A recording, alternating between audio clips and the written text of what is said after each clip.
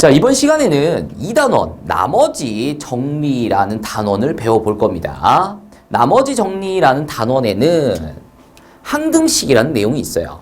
그럼 항등식이라는 건 뭐냐? 항등식을 배우시려면 먼저 등식을 알아야 돼. 등식에 뭐가 있냐? 방정식이라는 게 있고, 그리고 우리가 이번 시간에 배워볼 항등식이라는 게 있다라는 거죠. 그럼 등식은 뭐냐? 아이, 니들이 생각한 그거 말고 등식. 예. 자, 등식이라는 게 뭐냐? 등호가 들어가 있는 식을 등식이라고 한다는 거예요. 예를 들어 드리면 3은 4 이런 거.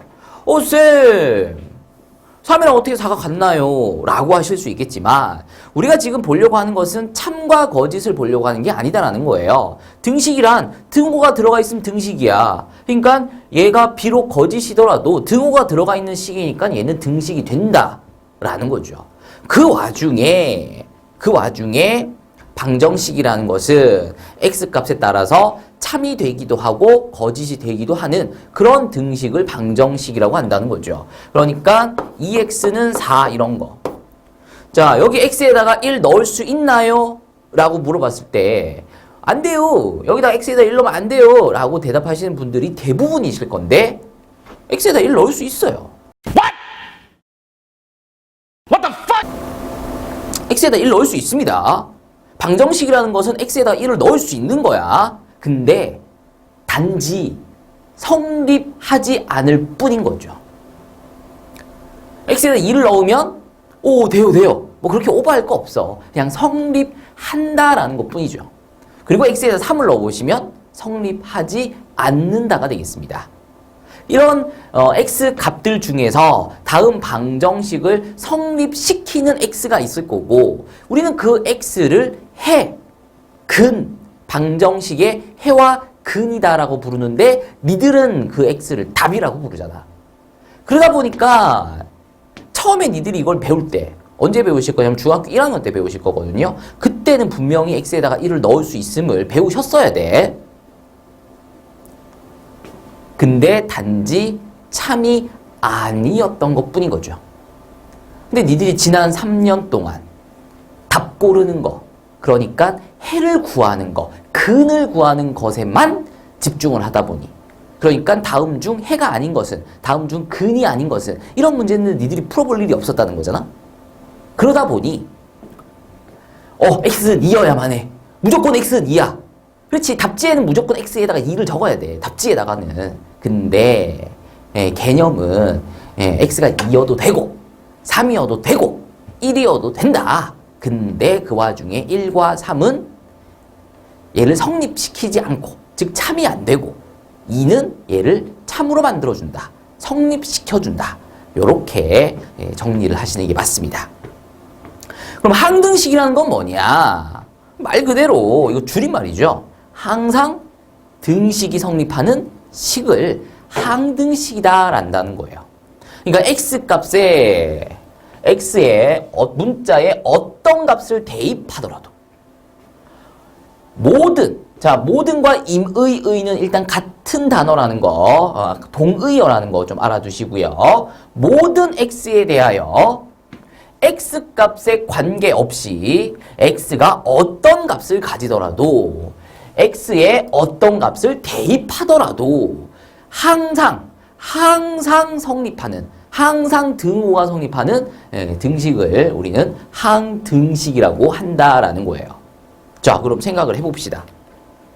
x에다가 뭘 넣어도 무조건 등식이 성립해야 돼. 등식이 성립한다라는 것은 왼쪽에 있는 거랑 오른쪽에 있는 거랑 같다라는 거잖아요. 그렇죠? x에다가 뭘 넣어도 왼쪽에 있는 거랑 오른쪽에 있는 거랑 같으려면 왼쪽에 있는 식이랑 오른쪽에 있는 식이랑 똑같이 생겨 처먹었으면 x에다 1 넣어도 같을 거고 100 넣어도 같을 거고 1000을 넣어도 같을 거라는 거야. 똑같이 생겼으면. 자, 그래서 배우는 게 항등식의 이제 성질이라는 건데 얘가 이제 항등식이래.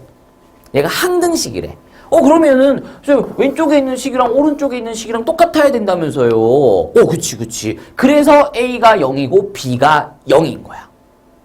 똑같아지려면.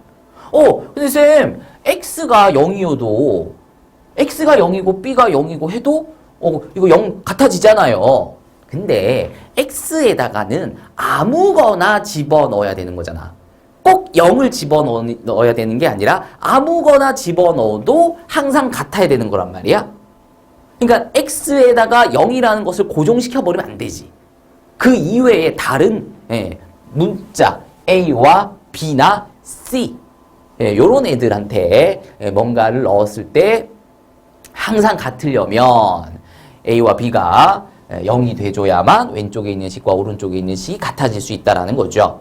자, 이번에는 두 번째 ax 플러스 b랑 a 프라임 x 플러스 b 프라임이 같으려면 항등식이 되려면 어떻게 돼야 되느냐. 왼쪽에 있는 식이랑 오른쪽에 있는 식이랑 같아야 된다는 얘기잖아. 항등식이 돼야 된다니까. 그러니까 a랑 a 프라임이랑 같아야 될 거고 b랑 b 프라임이랑 같아야 되겠다라는 거예요. 그래서 세 번째, 왼쪽에 있는 식과 오른쪽에 있는 식이 같으려면 x에다가 뭘 넣더라도 같으려면 왼쪽에 생겨 처먹은 꼬라지랑 오른쪽에 생겨 처먹은 꼬라지랑 똑같으려면 그러려면 a와 b와 c가 모두 0이어야만 x에다가 뭐를 집어넣더라도 왼쪽과 오른쪽의 꼬라지가 똑같아질 거다라는 거죠. 그리고 네 번째, 비교해 주시면서 a가 a''과 b가 b'과 c가 c'과 같아야 왼쪽 식과 오른쪽 식의 모양이 똑같아지면서 x에다가 뭐를 넣더라도 항상 성립하는 항등식이 되겠다라는 겁니다. 자, 그래서 항등식 문제에서는 x를 구하는 문제가 나올 수가 없죠. 왜? x에다가 뭐를 넣어도 항상 성립, 항상 참이 된단 말이야. 그러니까 니들이 좋아하는 그 해라는 게 항등식에서는 무수히 많다가 된다는 거죠. 그러니까 아무거나 집어넣어도 그 항등식을 성립시키는 x값이 될 수 있다는 거예요. 그러니까 문제에서 자, 다음 항등식의 근을 구하시오. 다음 항등식의 해를 구하시오. 이런 문제가 나왔다 쳐. 나 이거 모르는데? 어떡하지? 모르겠어. 아무거나 찍자. 그럼 맞는 거야. 아무거나 찍으면 맞는 거야. 근데, 나 이거 모르던데? 어떡하지? 아무거나 찍을까? 그러기엔 양심이 좀 찔려. 나의 모름을 선생님께 솔직히 말씀드려야지. 그럼 틀리는 거야. 말이 안 되잖아. 아무거나 적으면 답이 돼버리는 거니까. 그래서 항등식 문제에서는 x를 구하는, 근을 구하는 문제가 출제될 수 없다라는 거예요. 그럼 도대체 무슨 문제가 나오느냐? 미정계수. 아직까지 정해지지 않은 계수. 그러니까 x에 붙어 있던 a와 b. 얘들을 구하는 문제가 출제된다라는 거고요. 그러면 그 미정계수를 어떻게 구할 것이냐 하는 방법에 대해서 미정계수법이라는 거예요. 미정계수를 구하는 방법. 자, 미정계수법에는 다음과 같이 수치 대입법이라는 게 있고요. 계수 비교법이라는 게 있어요. 자, 이때 다음 중 미정계수를 구하는 방법으로 옳은 것은 1번 수치대입법, 2번 무슨법, 3번 무슨법 이렇게는 시험에 안 나온단 말이야. 그러니까 용어를 정확하게 가져가실 필요는 없어. 얘는 그냥 대입법, 대입할 거니까. 얘는 비교법, 요 정도만 해주셔도 되겠습니다. 자, 수치대입법. 수치대입법이라는 것은 항등식의 개념을 사용해서 문제를 풀어나가는 거예요. 항등식의 개념이 뭐냐면은 x에다가 뭐를 집어넣더라도 그 어떤 것을 집어넣더라도 항상 성립한다라는 거잖아요. 그러니까 한번 넣어보자라는 거야. 뭐를? 아무거나 넣어도 성립한다며. 그래서 아무거나 넣어보자라는 거예요. 물론 잘 넣으면 좀 더 잘 풀리겠죠. 그러니까 x에다가 2만 넣어도 풀리는 것을 x에다가 27만 4,596을 집어넣어가지고 문제를 푸는 그런 짓을 하면은 당연히 문제가 빡세지겠죠. 그렇지만 않다라면, 그러니까 적절하게 대입하시게 되면은 더 잘 풀리는 그런 방법이 될 수 있겠고요. 자, 두 번째, 계수 비교법이라는 것은 좀 전에 말씀드렸다시피 항등식이 되려면 왼쪽에 있는 식이랑 오른쪽에 있는 식이랑 똑같아야 된다는 거잖아. 그래서 왼쪽과 오른쪽을 비교하겠다는 거야. 그래서 똑같이 만들어주려면 네가 3이야? 그럼 너도 3 되면 되겠네. 너는 5야? 그럼 너도 5 해. 넌 6이야? 그럼 넌 6 해. 그럼 이제 왼쪽과 오른쪽의 식이 똑같아지면서 항등식이 되겠다라는 거죠. 자, 요 둘 중에 무슨 방법을 써야 되느냐? 정해지지 않아요. 문제에 맞춰서 적절하게 사용하셔야 됩니다. 그러니까 둘 다 가져가셔야 돼. 쌤, 저는 그냥 한 가지 방법으로만 풀래요. 라고 하시게 되면 그 방법만을 사용해서 풀 수 있는 문제밖에 맞출 수가 없습니다. 항등식 문제는 그 경계가 애매한 문제들도 있긴 있어요. 그냥 쉬운 문제. 뭐 계수 비교법으로 푸나 대입법으로 푸나 뭐 이 정도 문제는 뭐 이래 푸나 저래 푸나 똑같지 않느냐. 뭐 그런 문제들도 있지만 반드시 수치 대입법으로 반드시 계수 비교법으로 풀어줘야만 문제가 훨씬 더 간단하게 혹은 그렇게 풀어야만 답이 나오는 문제들도 있다라는 거거든요. 그래서 두 가지 방법을 모두 익혀두시고 그 다음 하셔야 되는 게 문제에 어느 방법을 적용을 시킬 것이냐 그것에 대한 공부도 반드시 해야 되겠습니다. 자, 이렇게 해서 요건 이제 문제 이때 이제 풀어보면서 계수 비교법 써보기도 하고 수치 대입법 써보기도 하면서 연습해 볼게요. 자, 예제 1번부터 풀어보도록 하겠습니다. 자, 다음 등식이 x에 대한 항등식이랍니다. 그랬을 때 상수 a, b의 값을 구하여라 이렇게 돼 있는데 자, 여기 보시면은 문자가 지금 몇 개 있냐면 3개 있어요. a도 있고 b도 있고 x도 있고. 자, 이때 중요한 거는 어떤 문자를 기준으로 이 등식, 이 항등식을 바라볼 것이냐라는 거거든요. 항상 x가 아닙니다. A에 대한 항등식으로 나올 수도 있고요. B에 대한 항등식으로 나올 수도 있습니다. 그런 식으로 시험에 곧잘 나와요. 그러니까 니들이 맨날 X에 대한 것만 연습을 할 거라고 선생님도 학교 선생님께서도 예상하실 수 있는 부분이잖아요. 그치? 그럼 이제 좆대발하고 이제 A에 대한 항등식으로 B에 대한 항등식으로 문제를 바꿔내기만 했을 뿐인데 문제의 느낌이 달라질 수 있다는 거야. 근데 이제 A든 B든 X든 상관없이 문제가 출제가 됐을 때 풀려면 평소에 어떤 문자에 대한 항등식인지를 반드시 파악을 하는 그런 습관이 좀 필요하다라는 거예요. 보통 이제 대부분의 문제가 이제 X에 대한 항등식이긴 하나 아닌 경우도 있기 때문에 반드시 어떤 문자에 대한 항등식인지를 확인해 주셔야 되겠습니다. 자, 얘는 x에 대한 항등식이랍니다. 그러면 식 정리를 좀 다시 하자고. x가 막 흩어져 있으니까. 그래서 좌변에 있는 식 분배해 주시면은 요렇게 되겠고요. 우변은 2x입니다. 그 다음 x로 묶어내 주시게 되면은 a 플러스 bx 플러스 a 마이너스 b는 2x가 되겠고요. 이제 얘가 항등식이 되려면 A와 B가 얼마가 돼줘야 되겠느냐라는 건데 요걸 이제 두 가지 방법으로 풀어볼 수 있다라는 거죠. 먼저 비교법. 이렇게 간단한 문제는 비교법을 사용하시는 게 편합니다. 자, 왼쪽에 있는 식과 오른쪽에 있는 식을 직접 비교하자라는 거죠. 비교해봤더니 x 앞에 있는 게 x 앞에 있는 게 같아야 되겠네. 그러니까 A 플러스 B가 2가 돼줘야 되겠네. 그리고 x 뒤에 더해지고 있는 뒤에 더해지고 있는 게 같아야 되겠네. 그러니까 a 마이너스 b가 선생님 여기 아무것도 없는데요? 라고 하시는 게 아니라 0이다 라고 하셔야 되겠죠. 그리고 이제 이걸 만족시키는 a, b 값을 구하기 위해서 연립을 해주시게 되면은 a는 1이 되고 b는 마찬가지 1이 되는 것을 확인하실 수 있다라는 거예요. 자, 근데 이거를 대입법을 이용해서도 풀 수 있다라는 거잖아요. 어떻게? x에다가 아무거나 집어넣는 거야. 정말 막 아무거나 집어넣는 거지. 근데 잘 집어넣으면 잘 풀린다고. 여기 x에다가 274,596을 집어넣어서 계산을 하기 시작하면 문제가 엄청 복잡해질 거 아니야. 그치? 근데 간단한 거. 0 이런 거. 아무거나 집어넣어도 되는데 0. 요런 거 넣어주시면 간단해진다는 거죠. 자, 0 넣어보시게 되면 요거 0대 사라지고 여기 x에다 0 넣어보시면 0 됩니다. 그래서 x에 0 넣어보시게 되면 a-b는 0이 되겠고요. 이번 x에다가 1을 한번 넣어보시게 되면 좌변은 a 플러스 b 플러스 a-b 되고요. 우변은 2가 되겠죠. x에다 1을 넣어보시면.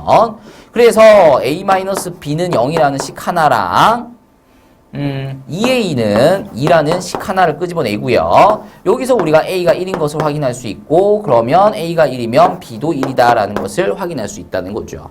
그래서 수치대입법으로 푼 값과 수치대입법으로 푼 값과 계수 비교법을 이용해서 푼 값이 또 같음을 확인을 해주시면 되겠습니다. 자, 이런 식으로 간단한 문제 같은 경우에는 그냥 직접 비교를 해서 푸는 계수 비교법이 편하긴 편합니다.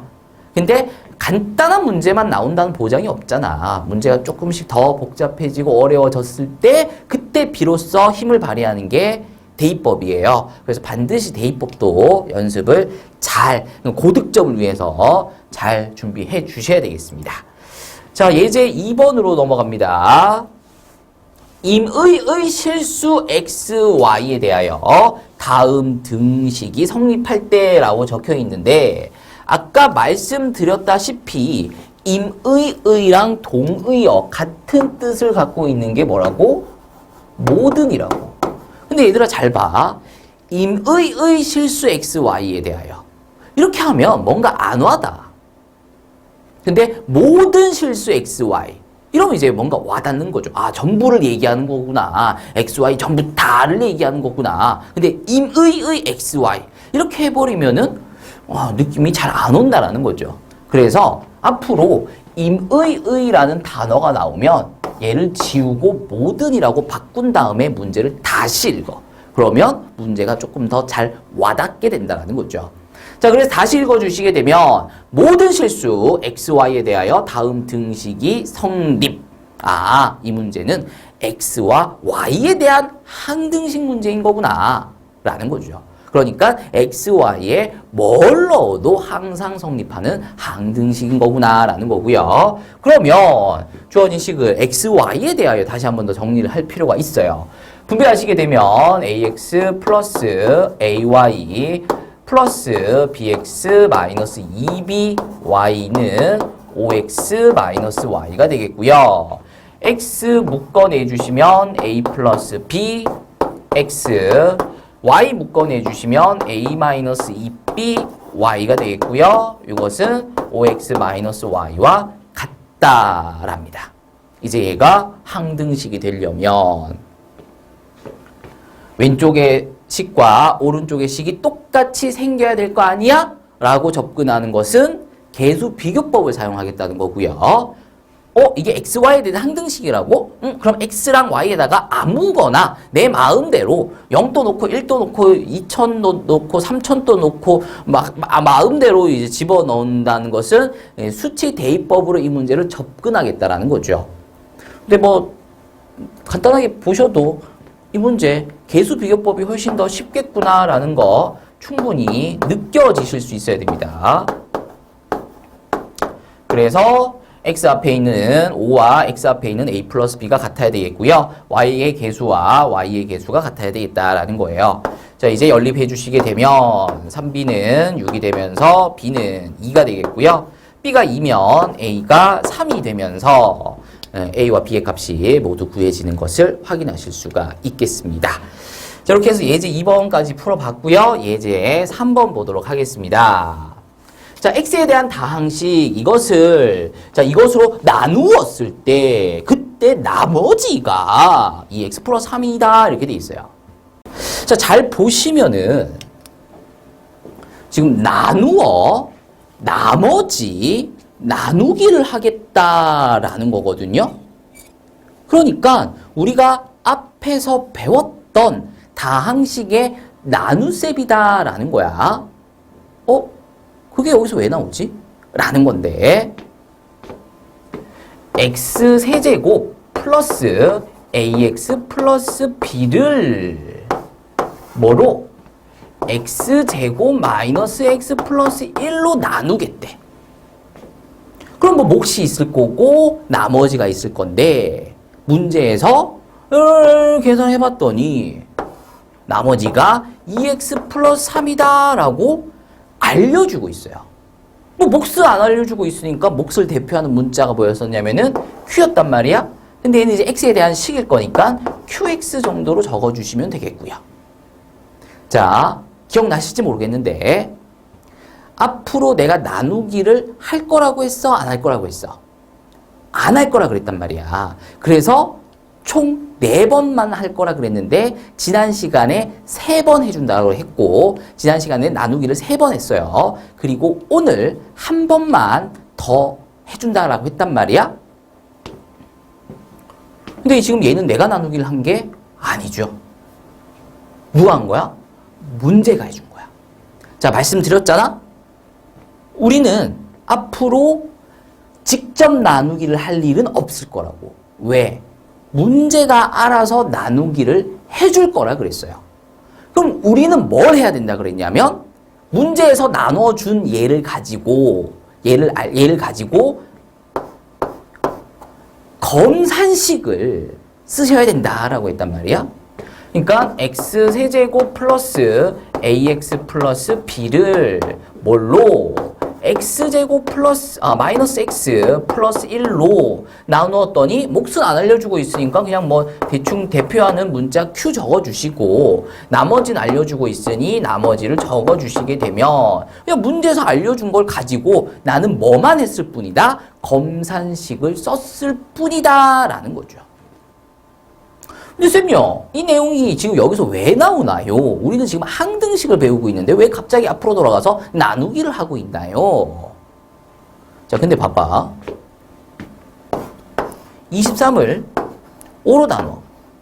그럼 몫은 4고 나머지는 3이 나오죠?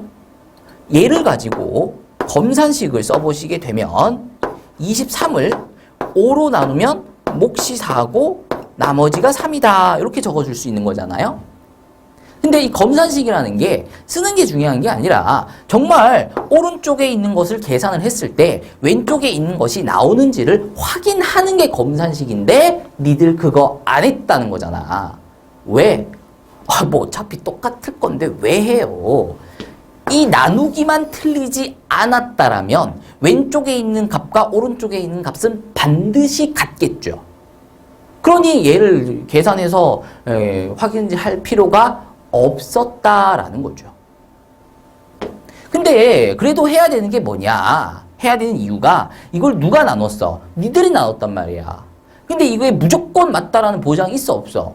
풀다 보면 실수도 할 수 있고 모르는 게 나올 수도 있고 하니까 얘가 간혹 틀리기도 할 거 아니야. 그러니까 혹시 모르니 검산을 해봐라라는 의미로 이거 이름이 검산식이었다라는 거잖아요. 자, 근데 이 나누기는 누가 해준 거야? 문제가 해준 거 아니야. 이거 내가 한 거 아니야. 이거 내가 적은 거 아니야. 적긴 내가 적었지. 나머지를 내가 구한 건 아니야. 문제에서 알려준 거잖아. 설마 얘가 틀렸겠어? 그 전제는 없어야 될 거 아니야. 문제 자체가 옳으라는 그 가정은 없어야 될 거 아니야. 일단 문제에서 제시하는 건 다 맞다라는 전제 하에서 우리가 문제를 풀어나가야 될 거 아니에요. 그래서 얘가 맞다라면 다음 항등식은 반드시 성립할 것이다라는 거죠. 그러니까 우변에 있는 식 다 풀어 제끼면 왼쪽에 있는 식과 반드시 같을 수밖에 없을 거라는 거야. 그러니까 얘는 내용이 지금 항등식 내용이다라는 거고요. 지금 우리가 요 단원에서 배우고 있다라는 거죠. 자, 좌변 보시면은 x에 대한 3차식인 것을 확인하실 수 있습니다. 우변 보시면은 2차식이랑 뭔가랑 곱하고 1차를 더했어. 근데 왼쪽과 오른쪽은 반드시 같아져야 될 거란 말이야. 그러니까 왼쪽이 3차니까 오른쪽도 반드시 3차여야 돼. 2차에다가 1차를 더했다고 3차가 되나? 아니지. 2차에다가 1차를 곱해 주셔야 3차가 되지. 그쵸? 그것도 그 1차의 개수, x의 개수가 1이어야 이렇게 곱했을 때 x 세제곱을 만들어낼 거다라는 거죠. 되나요? 지금 우리 항등식의 풀이법 중에서도 미정계수법 중에서도 계수 비교법을 이용해서 문제를 풀고 있다는 거예요. 그럼 여기 이제 상수가 뭐가 올 거냐? 요거는 뭐 K 정도로 잡아주도록 할게요. 그러면 마저 분배를 해보도록 합시다. x세제곱 플러스 kx제곱이고요. 요렇게 하시면 마이너스 x제곱 되고요. 요렇게 하시면 마이너스 kx 되고요. 요렇게 하시면 x, 요렇게 하시면 k가 되겠죠. 거기에 2x 플러스 3이 더 있습니다. 자, 동류항끼리 계산을 좀 해주시면은 k-1x제곱 마이너스 동류항끼리 계산을 좀 해주시게 되면 마이너스 k 플러스 3 x 되겠고요. 플러스 k 플러스 3이 되겠습니다. 자, 얘가 어떻게 돼야 된다고? 왼쪽에 있는 식과 똑같이 생겨 처먹어야 된다고. 그래야만 검산을 했을 때 같아야지. 다르면 이거 나누기가 잘못된 건데. 근데 얘가 맞다라는 것은 얘도 같아야 될 거 아니야. 그러니까 왼쪽 식과 오른쪽 식이 똑같이 생겨 처먹어야 된다는 거잖아요. 그래서 이제 비교를 해서 x세제곱 나왔으니까 여기서도 x세제곱이 되게끔 여기에다가 1x를 쓴 거였죠. 그리고 이제 보시게 되면 x제곱이 없어. 그러니까 요 사이에 뭐가 있냐? 빵 x제곱이 있다라는 거죠. 그럼 여기서도 뭐가 있어야 돼?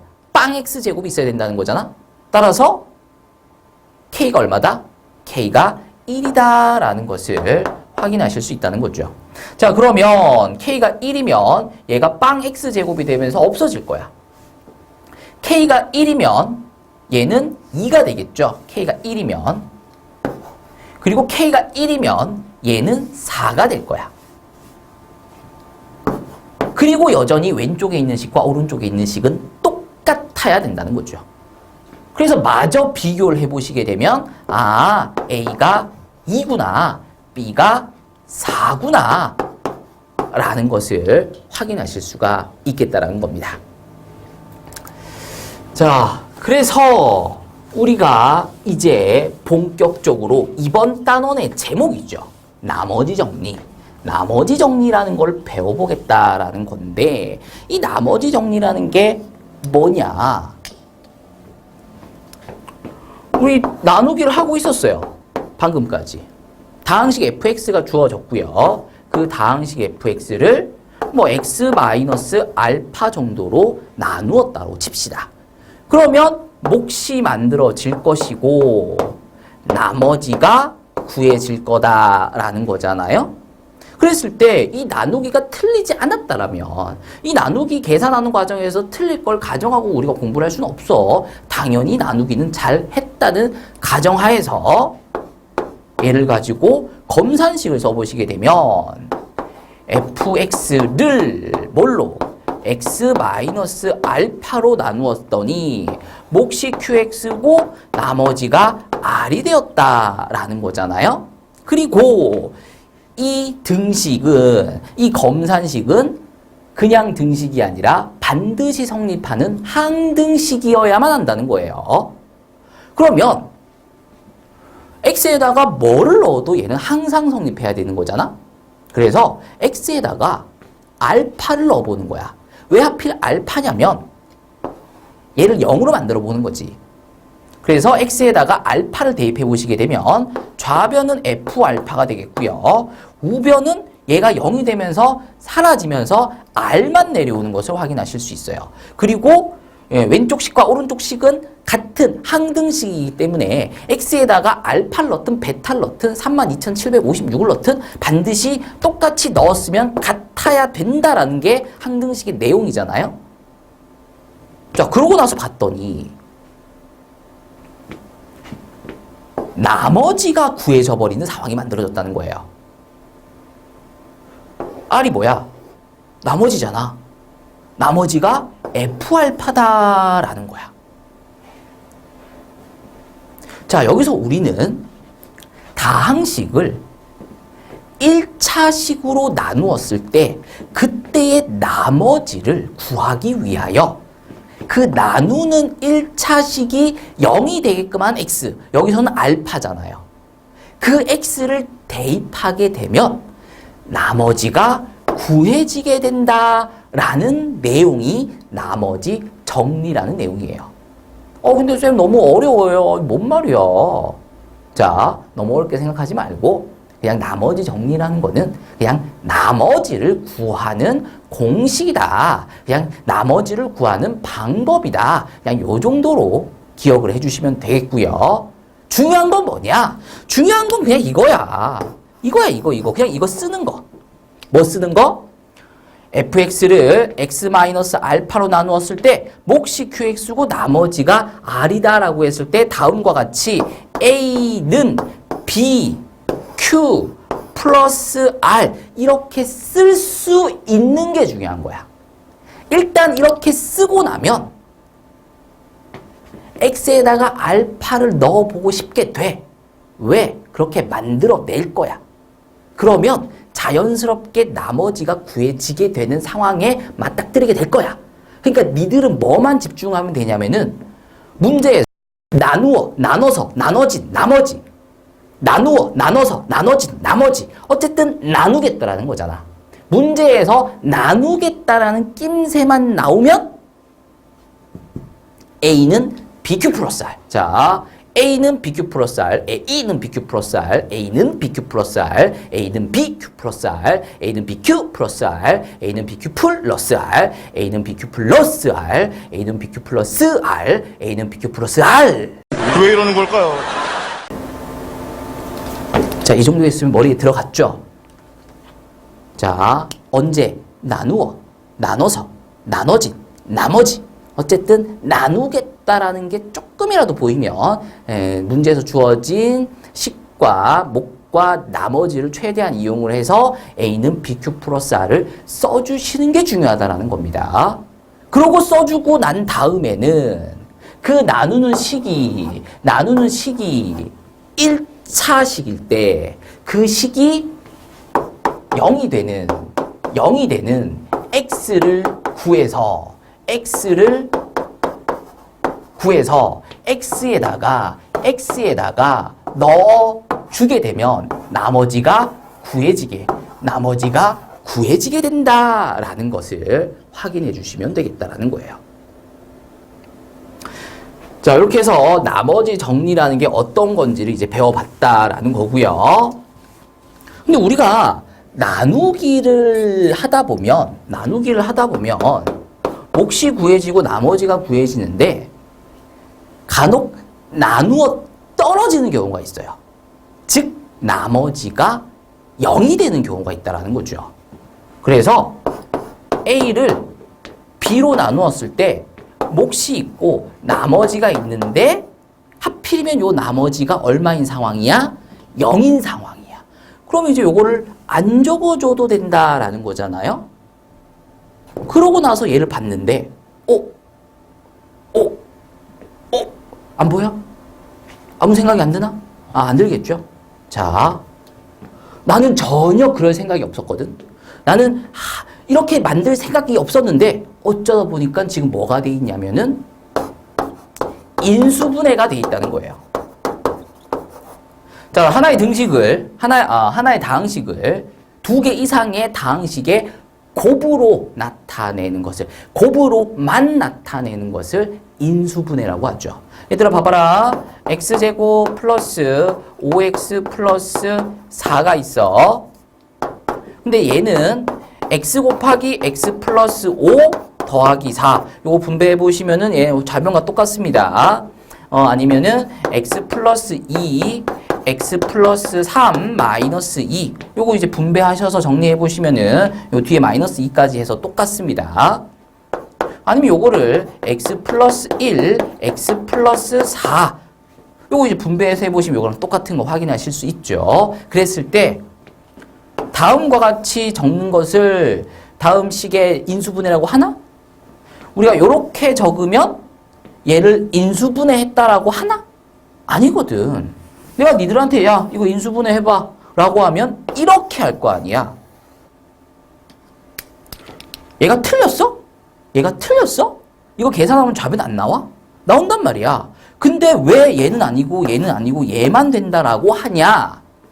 얘들은 뒤에 찌그레기가 붙어 있다는 거야. 여기로 따지면 나머지가 0이 아니라 뭔가 값을 갖는다라는 거죠. 즉 나는 그냥 나누다 보니까 나머지가 0이 되는 나누어 떨어지는 상황이 있지 않느냐라고 얘기한 것 뿐이에요. 그래서 나머지 자리를 지웠는 것 뿐이죠.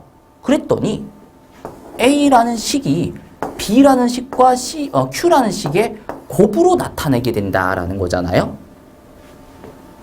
근데 이 상황 자체가 무슨 상황이냐? 인수분해되어 있는 상황이다라는 거죠. 자, 그래서 우리는 다음과 같은 결론을 이끌어낼 수 있습니다.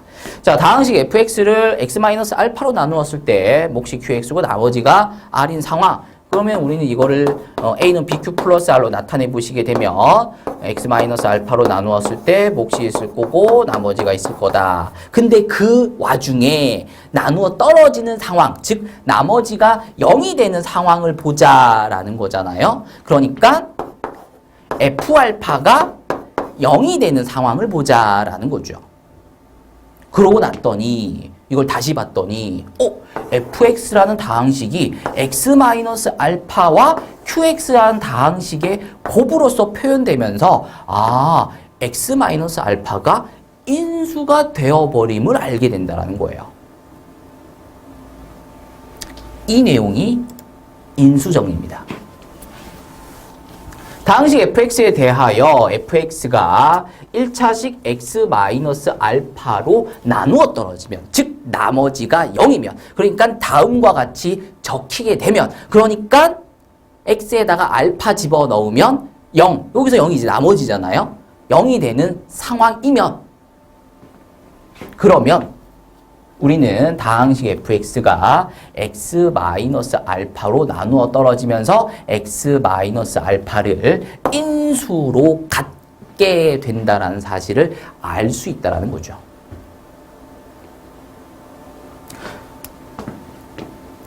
자, 너무 또 어렵게 접근하지 말고요. 그냥 인수분해하는 방법. 자, 나머지 정리라는 건 뭐라고요? 너무 그렇게 하지 말고 그냥 나머지 구하는 방법. 인수정리는 그냥 인수분해하는 방법 아니면 인수를 구하는 방법. 요 정도로 그냥 생각을 하시면 되겠습니다. 그럼 어떻게 구하는 방법이냐? 우리 뭐 했냐면은 그냥 x에다가 뭐 넣었다는 거잖아 지금? 그 말은 x-알파로 나누겠다라는 거야. 그치? 근데 넣었더니 어쩌다 보니까 0이 나왔어. 그 말은 나머지가 0이다라는 거죠. 그러면 그 상황 자체가 fx를 다음과 다음에 곱으로 나타내는 상황이 저절로 만들어져 버리기 때문에 인수분해가 되어 있는 상황이 되어버리고, 그렇다는 것은 x-알파를 인수로 갖게 된다라는 거죠. 자, 그래서 자, 요렇게 정리를 하시는 거야. 인수정리란, 자, 인수정리란 적으세요. 요거 테스트 내셔야 됩니다. 인수정리란 x에다가 뭔가를 넣어. x에다가 무언가를 넣었는데 0이 나왔어. x에다가 무언가를 넣어서 0이 되게끔 하는 그 무언가를 찾아주시는 것. 얘가 인수정리야. 우리끼리는 이렇게 정리하는 거야. 책에는 인수정리라는 것은 이런 것들이다, 이런 거다라고 되어 있지만 우리끼리는 앞으로 인수정리는 인수분해하는 방법, 인수를 구하는 방법인데 어떻게 구할 거냐라는 거잖아. x에 무언가를 넣어 0이 되게끔 하는 그 무언가를 찾는 것. 얘가 인수정리다 라고 정리를 해놓으시길 바랍니다. 그럼 무언가를 찾았어. x에다가 알파를 넣었더니 0이 됐어. 0이, 그래서, 무언가가 알파야. 뭐 어쩌라고? 어쩌라고가 아니라, 알파를 넣었더니 0이 됐다는 얘기는 x-알파를 인수로 갖는다가 되는 거죠. 이렇게까지 정리를 해 놓으시길 바랍니다. 자, 그 다음 나오는 게 이제 조립제법이에요. 조립제법은 나눗셈에서, 1차식으로 나누는 경우에 좀 더 수월하게 나눗셈을 하는 방법이다라는 거고요. 좀 더 쉽게 목과 나머지를 끌어낼 수 있는 방법이 됩니다. 법이잖아요, 법. 그러니까 방법. 이거는 이제 뭐 개념이기보다는 이제 문제를 풀면서 우리가 사용하게 될 스킬.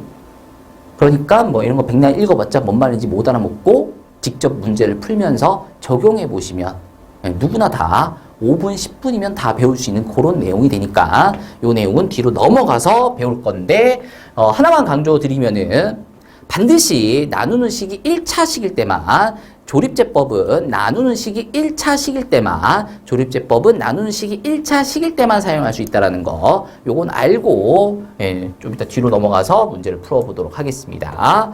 자, 예제 4번부터 풀어볼게요. 자, 다음 다항식을 x로 나누었을 때 x-1로 나누었을 때 2x 플러스 1로 나누었을 때의 나머지를 구하여라 라는 거거든요. 나머지 어떻게 구할 거냐 라는 거죠. 자, 뭐라고 말씀드렸냐면은 나눠서 나눠진 나머지. 어쨌든 문제에서 나누겠다라는 무언가가 느껴지기만 하면 뭘 쓰셔라? A는 BQ 플러스 R을 쓰셔라. 자, 그래서 뭐를 x세제곱 마이너스 4x제곱 마이너스 2x 플러스 8을 뭘로? 괄호 1번 x로 나누겠답니다. 그럼 뭐 몫이 있겠죠. 그리고 나머지가 있을 거야. 근데 나는 지금 나머지를 구하고 싶어. 나머지. 우리 아까 앞에서 어떻게 했었냐면은 나누는 식이 뭐가 되게끔 하는 0이 되게끔 하는 x를 구하시라 그랬어. 얘가 0이 되려면 x가 얼마가 되면 되죠? 0이면 되죠. x가 0 넣으시면 0이 됩니다. 그렇죠? 이 x를 넣으라고. 그러면 0, 0, 0 되면서 얼마가 되냐면 8이 되는 걸 확인하실 수가 있어요. 그래서 좌변과 우변에 0을 넣으시게 되면 좌변은 8이 되고 우변은 r만 나오면서 나머지가 8인 걸 구할 수 있다는 거죠. 왜 이렇게 짠 하고 나오나요?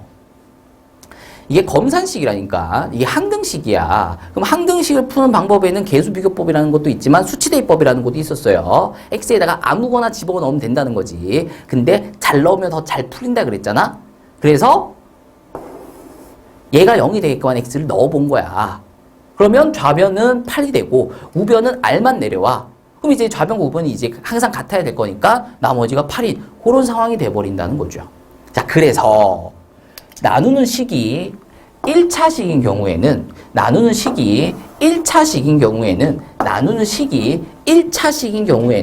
굳이 A는 BQ 플러스 R을 쓰지 않고도 나머지를 구할 수 있음을 일단 알고 계시되 우리가 방학 동안에 공부하는 동안에는 이거 1차식으로 나누고 있잖아? 그러니까 얘가 0이 되게끔 한 x를 구해. 그리고 이제 얘를 저기다 넣어. 그러면 1 마이너스 4 마이너스 2 플러스 8이 되고 요거 계산하면 3 나오죠? 얘가 답 나머지야.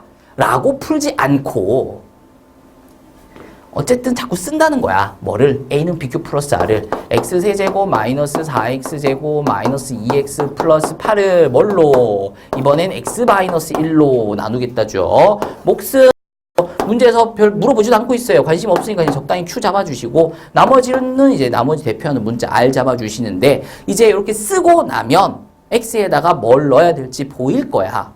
몇 번 풀다 보면 보여. X에다 얼마 넣어야 되겠어요? 1 넣어야 되겠죠. 왜? 얘가 0이 돼야 되거든. 쌤, 얘가 왜 0이 돼야 되나요? 문제에서 뭘 구하래? 나머지를 구하래. 얘를 구하래. 문제에서 몫에 대한 언급은 없어. 그러니까 얘는 관심 없어. 그래서 이 새끼를 조질 거야. 근데 이 새끼를 얘가 뭔지를 모르니까 얘를 못 조지잖아. 그래서 얘랑 붙어먹은 얘를 조질 거야. 얘를 조지려니까 X에다 얼마를 넣어야 돼? 1을 넣어야 돼. 이 뭔 개소리야! 말이 안 되죠. 말이 안 되는데 그냥 이렇게 푸는 거야. 그럼 이제 나머지가 이제 구해진다라는 거죠. 다시 한 번 더. 우리는 뭘 구할 거야? 나머지를 구할 거야. 문제에서 몫에 대한 언급은 없어. 그러니까 나는 얘한테 별 관심이 없어. 그래서 얘가 뒤졌으면 좋겠어. 근데 얘가 뭔지를 모르겠잖아? 그래서 얘랑 붙어먹은 x-1을 조질 거야. 얘를 조질라고 하니까 x에다가 뭘 넣어야 되겠어? 1을 넣어야 되겠어. 그래서 1을 넣자. 이렇게 하자는 건데 개념은 이거죠. 다음 등식은 항등식입니다. 따라서 x에다가 그 어떠한 것을 넣더라도 반드시 성립할 거예요. 그래서 뭘 넣을까 고민을 해보자는 거죠. 27,456을 넣을까? 아, 그러기에는 계산이 너무 빡셀 것 같아. 오, 여기에 마침 x-1이 있네? 여기 x에다가 1을 넣으면 0이 되겠네. 그러면서 막 없어지면서 뭔가 계산이 잘 풀리지 않을까? 뭐 이러면서 이 문제를 풀어야 된다는데 재미없잖아. 재미없어. 그래서 난 얘를 구할 거야.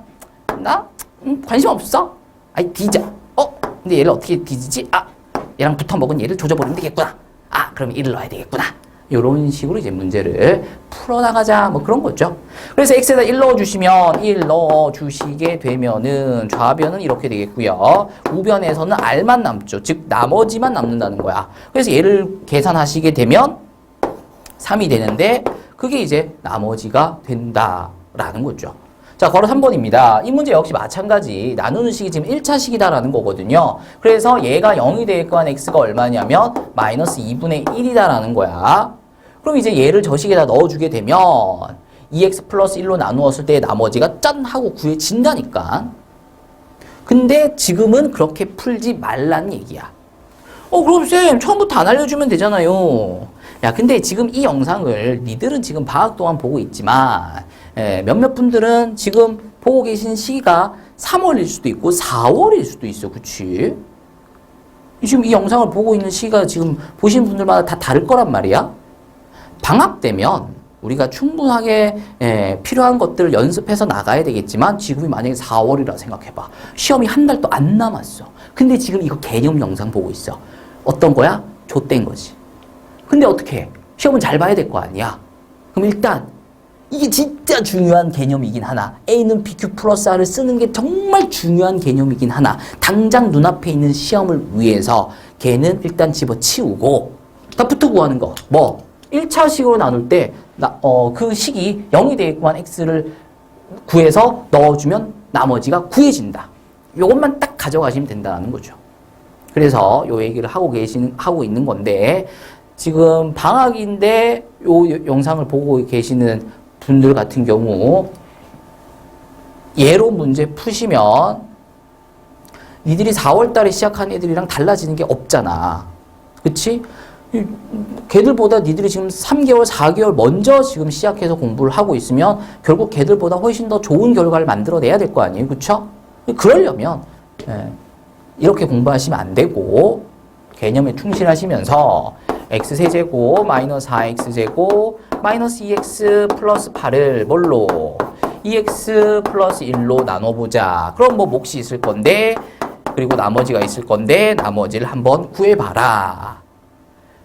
이때 나누는 식이 1차식인 경우에는 얘가 0이 되게끔한 x를 넣어주면 나머지가 구해지게 될 것이다. 근데 이걸 조금 이제 좀 재밌게, 쉽게, 나중에 오랫동안, 이거 고3까지 써야 되거든요. 오랫동안 기억을 하시려면, 문제에서 나머지 구하려고?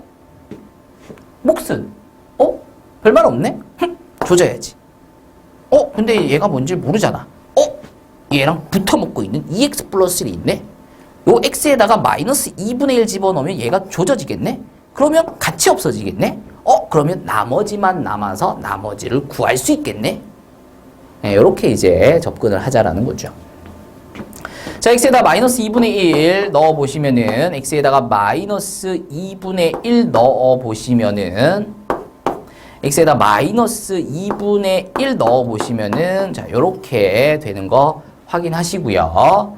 그러면 8분의 63이 되겠네. 뭐가? 나머지가. 자, 이렇게 나머지 구하는 것까지 확인하셨습니다. 자, 예제 5번으로 들어가도록 하죠.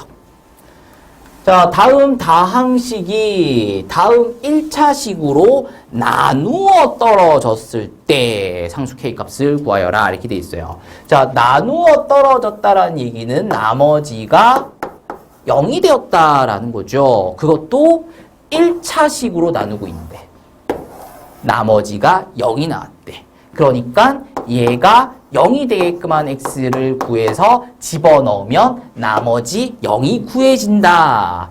얘가 0이 되게끔 한 x를 구해서 집어넣으면 0이 될 것이다. 얘가 0이 되게끔 한 x를 구해서 집어넣으시면 0이 될 거다. 이렇게 이제 최종 마무리는 하셔야 되는데 우리한테 중요한 것은 A는 BQ 플러스 R을 자꾸 쓰는 습관이 중요하다고. 그래서 귀찮지만 x세제곱 마이너스 4kx 플러스 9를 뭘로? 바로 1번 x 플러스 1로 나누겠대. 그럼 뭐 몫이 있을 거고 나머지가 있을 건데 나머지는 0이래. 여기 딱 A는 BQ 플러스 R을 쓴 거죠. 그러고 나누는 식이 1차식일 때는 그게 0이 되게끔 한 x를 구해서 넣어주게 되면 마이너스 1 플러스 4k 플러스 9가 되고요. 우변은 얘가 0이 됐으니까 쭉 사라지면서 결국 0이 내려온다라는 거죠. 그러면 4k는 마이너스 8이 되면서 k가 마이너스 2가 되는 것을 확인하실 수 있다는 겁니다. 이 과정에서 내가 제일 강조하는 거는 그냥 이거를 쓰는 거. 이걸 한번 써보는 거. 이걸 계속 강조하고 있다는 거예요.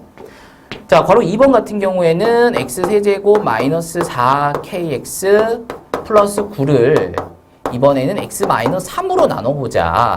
그럼 뭐 몫이 있을 거고 나머지가 있을 건데 그 나머지는 나누어 0이라고 하니까 나누어 떨어진다라고 하니까 안 쓰겠다. 이제 1차식으로 나눴으니 얘가 0이 되겠구만 x를 넣어보자. 그러면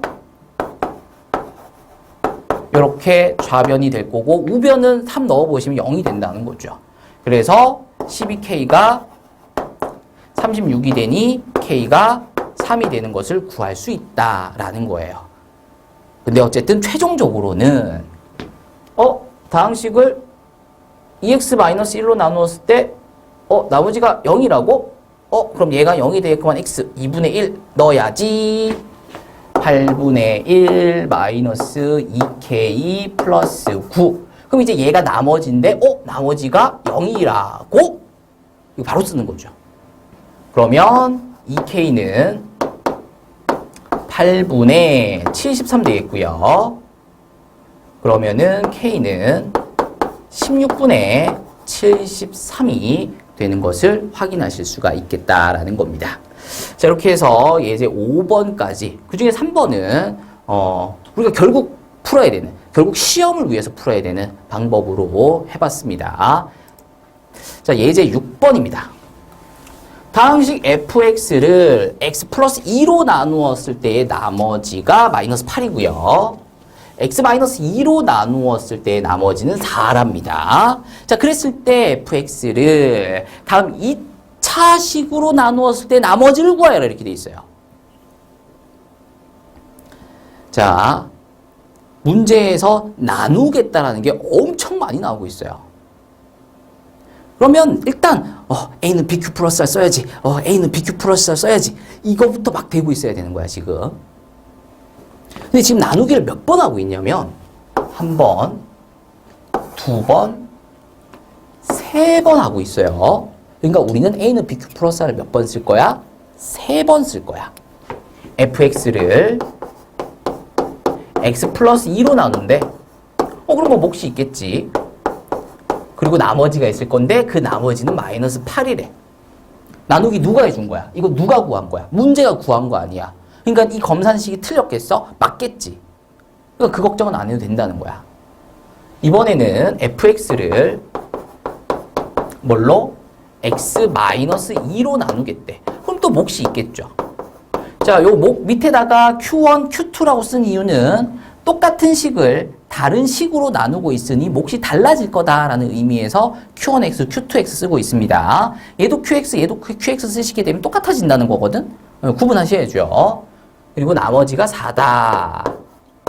이번에는 fx를 x 플러스 2, x 마이너스 2로 나누겠다는 거고요. 그럼 또 몫이 또 뭐 만들어지겠죠? q3x. 그리고 이제 나머지가 붙을 건데 이때 조심하셔야 되는 게 뭐냐면은 몇 차식으로 나누고 있냐면 몇 차식으로 나누고 있냐면 2차식으로 나누고 있죠. 그러면 나머지는 나누는 식보다 차수가 낮으면 되기 때문에 꼭 상수일 필요는 없다는 거야. 몇 차여도 돼? 1차여도 된다는 거죠. 자, 그래서 나누는 식이 우리가 지금까지 계속 나누는 식을 1차로만 나눠왔었는데 2차로 나누었을 경우에는 그때 나머지를 상수 R, 나머지를 대표하는 문자 R로 쓰는 게 아니라 1차식 AX 플러스 B로 적어주셔야 된다라는 거죠. 물론 나머지가 상수일 수 있어. 2차보다 낮으면 되기 때문에 무조건 1차다라는 보장은 없어. 상수일 수 있어. 만약에 얘가 상수면 A가 0이겠지 뭐.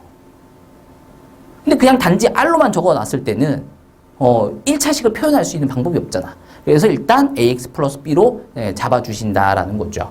자, 굉장히 중요한 거 나왔어요 또.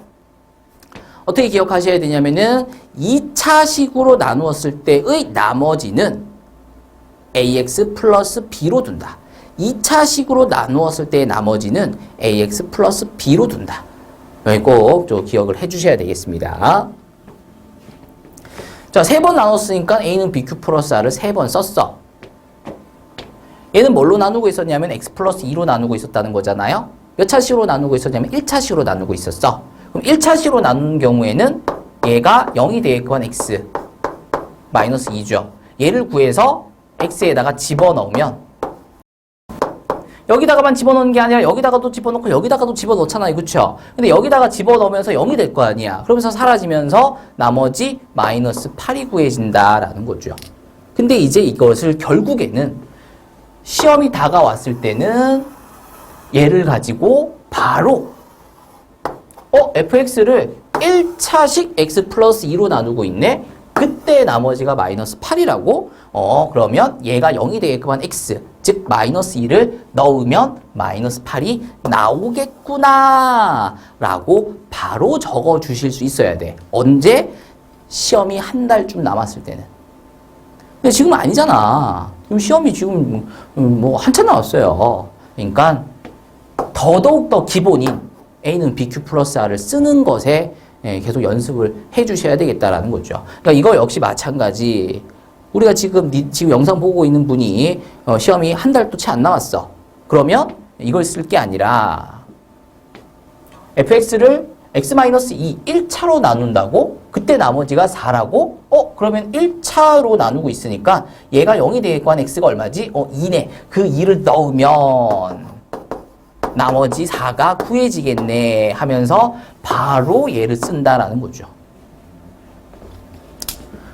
하지만 아직까지는 아니야. 이렇게 내려오게끔 연습을 좀 계속 해주세요. 왜 그러냐면 이게 1차식으로만 나눌 때 A는 BQ 플러스 R을 생략. 1차식으로 나눌 때 A는 BQ 플러스 R을 생략할 수 있다는 거지. 2차식으로 나누거나 3차식으로 나누거나 혹은 1차식으로 나누더라도 그 문제의 난이도가 조금이라도 올라가게 되면 A는 BQ 플러스 R을 반드시 써야만 풀 수 있는 그런 문제들이 나온다라는 거야. 그러니까 지금은 우리가 지금 이거 오늘 배워서 그냥 지금 막 문제를 풀고 있잖아. 그러니까 기본 중에서도 기본 문제들을 풀고 있다는 거잖아요. 그러다 보니까 A는 BQ 플러스 R을 안 써도 풀리는 그런 문제들도 우리가 풀고 있다는 건데 우리가 결국 시험날 맞춰야 되는 문제들은 이거야? 아니지. 이거는 알아서 해야지. 정말 어려운 거. 근데 그 어려운 문제들은 어떻게 풀어야 된다고? A는 BQ 플러스 R을 써야만 풀린다고. 그래서 자꾸 A는 BQ 플러스 R을 쓰게끔 유도하는 거고요. 아까 잠깐 지나가면서 얘기했는데 얘를 고2, 고3 때까지 써먹어야 돼. 그러려면 지금 정말 질리도록 연습을 해두셔야 된다는 거예요. 그래서 계속 쓰라고 말씀을 드리고 있는 겁니다. 그리고 얘는 무조건 써야 되고요. 자, 썼어. 문제에서 뭘 구하래? 나머지를 구하래. 옥슨. 별말 없네? 관심 없어. 이 새끼를 조져버릴 건데 얘가 뭔지 모르겠어. 그래서 얘랑 붙어먹고 있는 얘들을 봤더니 x에다가 2도 넣을 수 있고 마이너스 2도 넣을 수 있어. 그럼 얘가 0이 되면서 같이 뒤져. 그래서 x에다가 2를 넣어볼 거고요. 그러면 0이 되면서 쭉 사라지면서 2a 플러스 b가 내려옵니다. 그리고 x에다가 마이너스 2도 넣어볼 거예요. 그러면 얘가 b죠. 그러면서 쭉 사라져. 그리고 x에다가 마이너스 2 넣어주시면 마이너스 2a 플러스 b가 내려옵니다. 근데 우리가 위에서 f2가 4인 것을 알아냈고요. f-2는 마이너스 8인 것을 알아뒀다라는 거잖아요. 그래서 이제 요거 두 개를 연립을 해보는 거야. 아래 위로 더하시게 되면 이 b는 마이너스 4가 돼서 b가 마이너스 2가 되는 거 확인하실 수 있고요. b가 마이너스 2면 6이 돼서 a는 3이 되겠네요. 자, a와 b를 왜 구했냐? 요거 구하려고. 나머지 구하려고. 근데 우리가 그 나머지를 ax 플러스 b로 뒀다는 거잖아요. 그래서 a와 b를 구하기 위해서 다음의 과정을 거쳤다라는 거지. 구해봤더니 a가 3이고 b가 마이너스 2다 해서 나머지가 3x-2가 되는 것을 확인하실 수가 있겠다는 겁니다. 자, 예제 7번으로 들어가도록 하겠습니다. 조립제법을 이용하여 나눗셈의 목과 나머지를 각각 구하여라 이렇게 돼 있어요. 자, 앞에서 강조 하나 하면서 왔거든요. 조립제법은 몇 차식으로 나눌 때만 사용한다? 1차식으로 나눌 때만 사용을 해 주셔야 된다라는 거. 여기에다가 하나 더 추가해서 x의 개수가 1일 때 사용을 해 주셔야 된다. x의 개수가 1이 아닌 경우에는 좀 조심해야 된다. 까지 정리를 좀 해 주시길 바랍니다. 자, 바로 1번입니다. 조립제법, 나누기 하는 방법. 근데 좀 쉽게 하는 방법. 어떻게? 자, 나누는 식에서 개수들을 따옵니다. 3차 개수, 2차 개수, 1차는 없으니까 빵 쓰셔야 되겠고요. 상수 써주시면 되겠습니다. 그리고 나누는 식이 0이 되게끔 하는 x를 적어주시면 돼요. 여기 일단 기본 틀입니다. 개수들 쭉 써주시고요. 나누는 식이 0이 되게끔 하는 x를 써주시면 됩니다. 그런 다음 내려올 때는 더해서 내려올 거고요. 올라갈 때는 곱해서 올라갈 거예요. 다시 내려올 때는 더해서 내려올 거고요. 올라갈 때는 곱해서 올라갈 겁니다. 자, 마이너스 1이랑 뭔가 아무것도 없네. 그러니까 그냥 내려오는 거야. 처음에는. 왜? 더할 게 없으니까. 내려올 때는 더하면서 내려오는데 처음에는 아무것도 없으니까 그냥 내려오는 거야. 그리고 이제 곱해서 올라갑니다. 곱해 주시면 2가 되죠. 내려올 때는 더해서 내려오고요. 올라갈 때는 곱해서 올라갑니다. 내려올 때는 더해서 내려오고요. 올라갈 때는 곱해서 올라갑니다. 그리고 내려올 때는 더해서 내려옵니다. 그리고 마지막에 니은 써주시고요. 앞에 있는 이것들이 몫을 만들어내고요. 얘가 나머지를 만들어냅니다.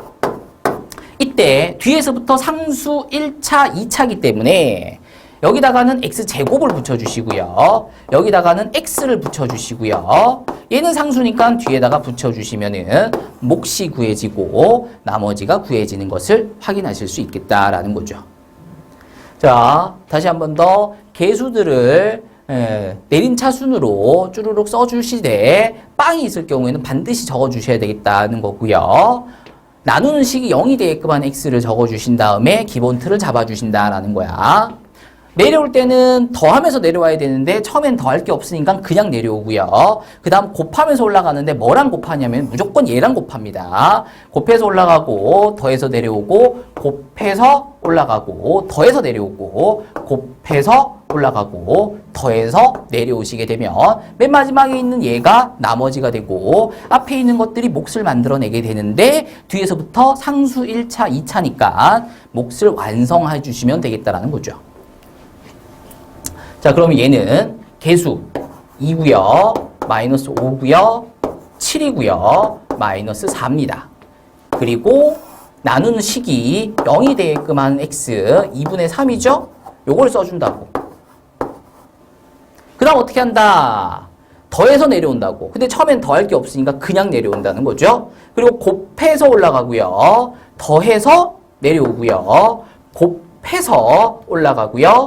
더해서 내려오고요. 곱해서 올라가고요. 더해서 내려온다. 그리고 마지막에 있는 얘가 나머지가 되고 앞에 있는 식이 몫이 되는데 뒤에서부터 상수 1차, 2차니까 x 붙여주고 x제곱 붙여주시게 되면 몫이 완성된다라는 거죠. 그래서 다음 3차식을 2x-3으로 나누었을 때의 몫이 얘고 나머지가 얘다라고 써주시면 틀립니다.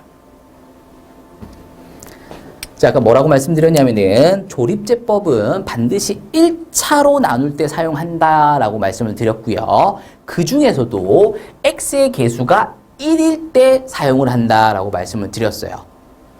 간혹 x의 개수가 1이 아닌 경우 1차식으로 나눌 경우에는 조심하셔야 된다라고 말씀드렸거든요. 얘들아, 만약에 여기에 x-2분의 3이 있었다고 치자. 그럼 니들 여기다 뭘 적었을 거냐면 얘가 0이 되게끔 하는 x 얼마? 2분의 3이죠. 만약에 여기에 4x-6이 있었다 치자. 그러면 얘가 0이 되게끔 하는 x 얼마? 2분의 3. 그러면 이걸로 나누는 거랑 이걸로 나누는 거랑 이걸로 나누는 거랑 몫이랑 나머지가 다 똑같다라는 건데 말이 안 되잖아. 지금 나누는 식이 달라지고 있죠. 그럼 몫이 달라져야 될 거 아니야. 근데 이거 할 때도 2분의 3 쓰고 얘 할 때도 2분의 3 쓰고 얘 할 때도 2분의 3 쓰면 얘가 당연히 똑같겠지. 말이 안 되잖아. 자, 비록 여기에 2x-3이 적혀 있더라도 우리는 x의 개수가 1이 아니네. 그럼 일단 얘가 0이 되게끔 한 x를 구하시고 2분의 3이 구해지니까 이거 2x-3이 아니라 x-2분의 3으로 나누는 거구나. 2x 세제곱 마이너스 5x 제곱 플러스 7x 4를 2x-3이 아니라 x-2분의 3으로 나누는 거구나. 그때의 몫이 2x 제곱 마이너스 2x 플러스 4고 그때의 나머지가 2가 되는 거구나. 근데 문제에서 구하라고 하는 것은 2x-3이니 여기에다가 2를 곱해줘야 될 것 같은데 여기다가 곱할 2를 어디서 가지고 올 거냐? 여기서 땡겨오자라는 거야. 여기서 2를 묶어내서 얘한테 줘버리면 이렇게 내려온다는 거죠. 그럼 묶여나가면서 x제곱 마이너스 x 플러스 2가 되겠고요. 나머지는 그대로 2가 되겠습니다. 그래서 얘를 몫이라고 쓰시면 안 되고요. 얘는 얘로 나눈 게 아니라 얘로 나누었을 때의 몫입니다. 2x-3으로 나눴을 때의 몫은 다음과 같이 x제곱 마이너스 x 플러스 2가 몫이 된다는 거, 그리고 나머지는 똑같이 2가 된다는 거. 그래서 마무리 작업. 그래서 x의 개수가 1이 아닐 경우에는 조심해야 된다라고 기억해 주셔야 된다는 겁니다. 자, 예제 8번입니다. 다음 등식이 x에 대한 항등식일 때 조립제법을 이용해서 상수 a, b, c, d의 값을 각각 구하여라 이렇게 돼 있어요. 자, 이 문제는 항등식 문제입니다. 항등식 문제는 미정계수를 구한다라고 그랬어요. 그래서 a, b, c, d를 구하라고 하고 있다는 거죠. 그럼 미정계수를 구하는 방법에는 수치대입법이라는 게 있었고 계수비교법이라는 게 있었어요.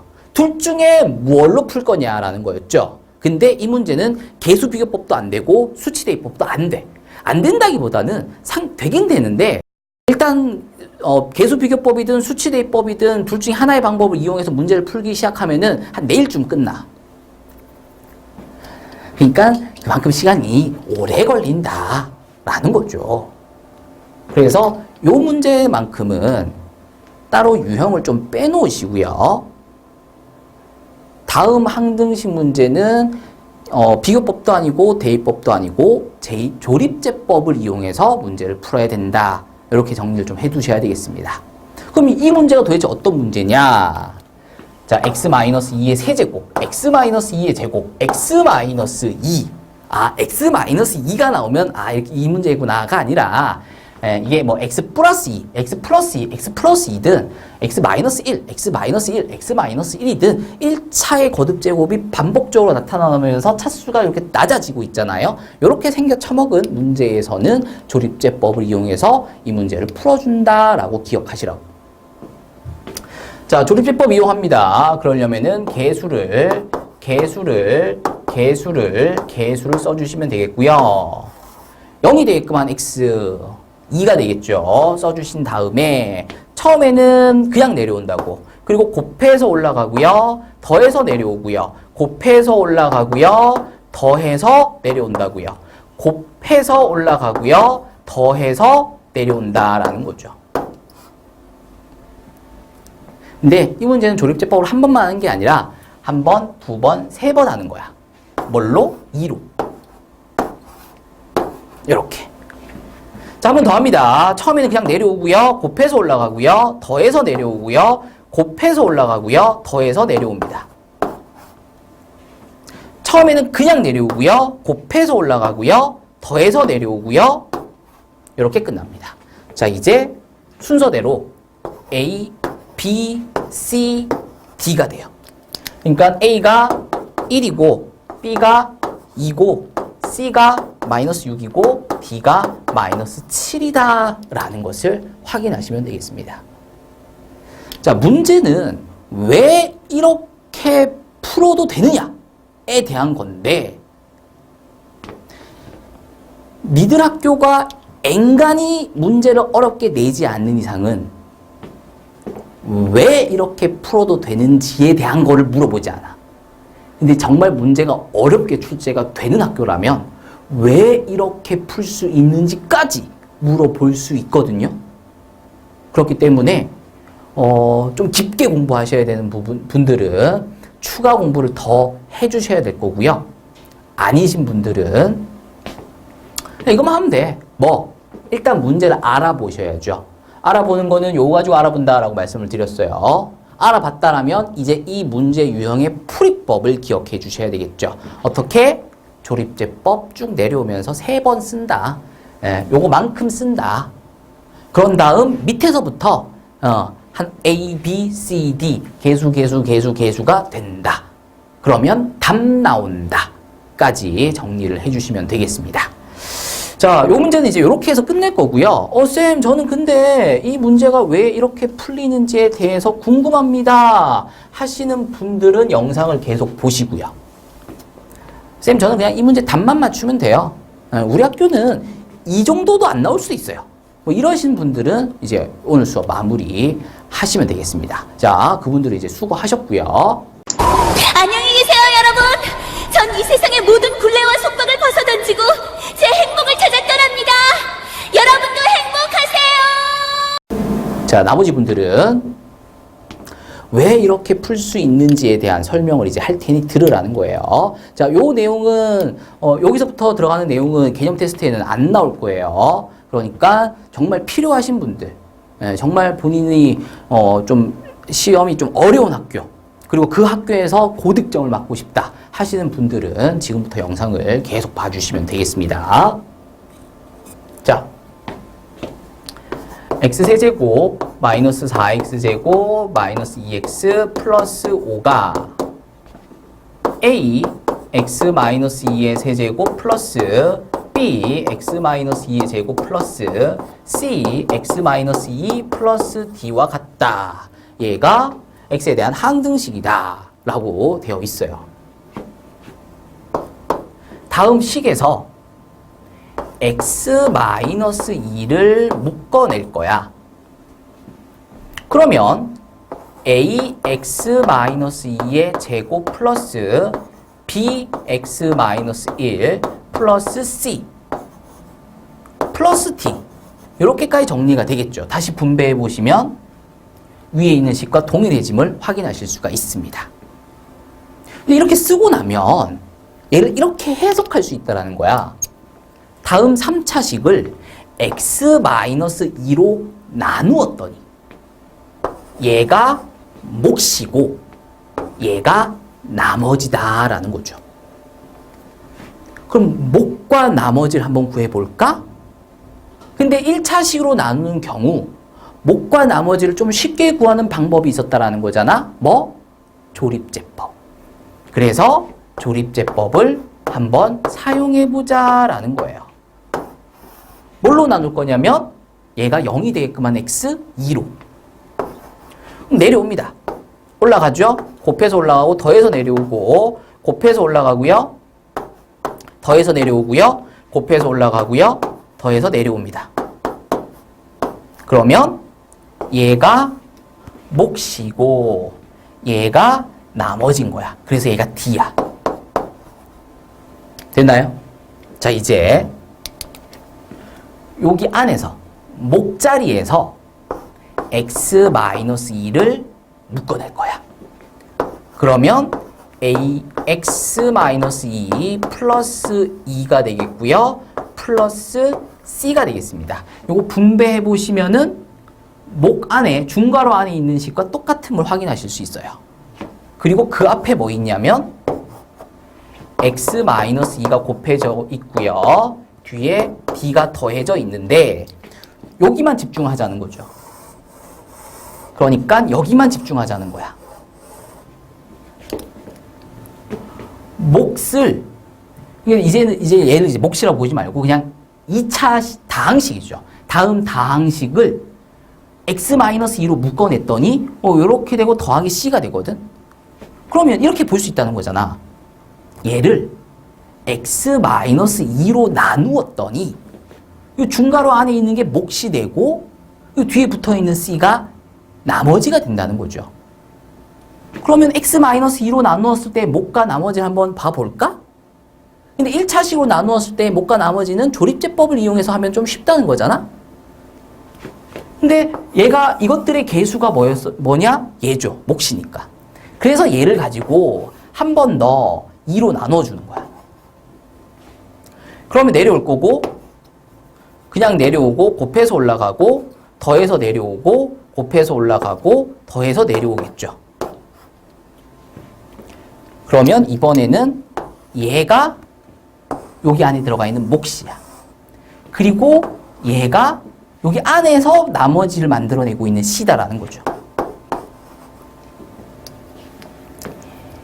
이제 얘를 가지고 또 한 번 변형을 해보자라는 거예요.